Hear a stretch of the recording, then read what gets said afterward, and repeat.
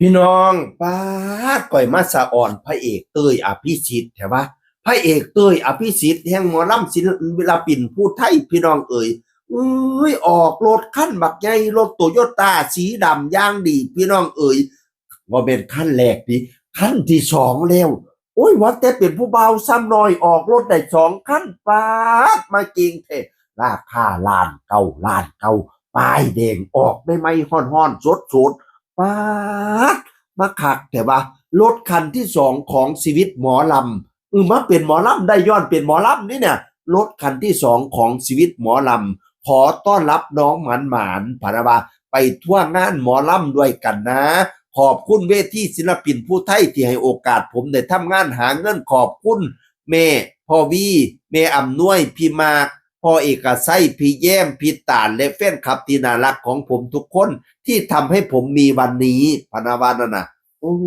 ยเป็นหมอลำได้รถต้องสองคันแล้วพี่น้องมีลูกให้บอกหลานส่งเขาไปเป็นหมอลำเต็มเปียง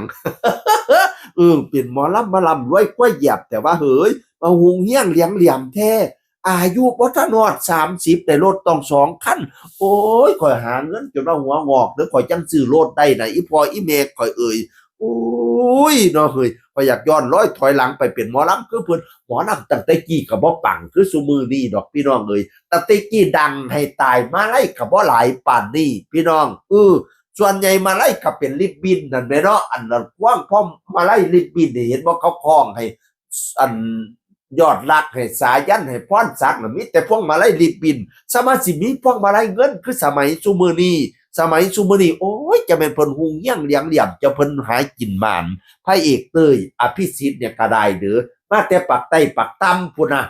ด้วยความรักหมอลำก็เลยมาอยู่นำหมอลำมาอยู่ศิลปินผู้ไทยตอนแรกนะแล้วก็ย้ายไปอยู่ระเบียบแล้วก็ว่าสิกลับปากใต้ปากต่ำบัดนี้พ่อเอกชัยศรีวิชัยเป็นเสี่ยวกับอีพ่อวิรพงษ์วงศ์ศิลป์ก็เลยขอร้องให้มาอยู่นำศิลปินผู้ไทยก่อนแน่ว่าซั่นฤดูกาลนี้ก็เลยมาได้อยู่กับอีพ่อวิรพงษ์วงศ์ศิลป์ออกโลดคันใหม่ไก่หุงเฮี้ยงเลี้ยงเหลี่ยมเด้อชื่อว่าน้องมันหมาน ให้หมันขึ้นหมันเงินหมันค่ำเด้อบักลาเอ่ยในชีวิตหมอลำได้ต้องสองขั้นแล้วให้โชคให้หมันสมซื้อนั่นล่ะเงินแสนให้ตกอยู่กลางบ้านเงินล้านให้ตกอยู่กลางรถตัวในเด้อให้ไปแก้เอาเงินแก้เอาค่ำเด้อคิดหอดเงินให้ไหลมากล่องคิดหอดท้องให้ไหลมาเข้าเต็มกระเป๋าเต็มรถตึงเด้อขับรถขับลากให้ปลอดภัยพร้อมเด้อคอยไปคอยมาไปเบี้ยงไต้มีหมู่มาซอยเหลียไปเบี้ยงเหนียพี่มู่พัวมาซอยสางสองขอบข้างให้มีดอกไม้เงินดอกไม้ค่ำออกจากบ้านอย่าได้มีศัตรูให้มีคนซอยสู้ซอยขนซอยหาบมีโศกลาบเนื่องน้องมีเข่าของเนียนอังให้ได้นั่งเป็นเศรษฐี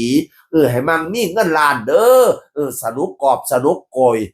หันละปังดังแล้วให้ดังอีกปังแล้วให้ปังอีกรวยแล้วให้รวยอีกมาแสดงความยินดีกับพระเอกเต้ยอภิสิทธิ์แห่งศิลปินผู้ไทยเสียงคนเก่าเว้าสู่ฟังสวัสดีครับสวัสดีครับ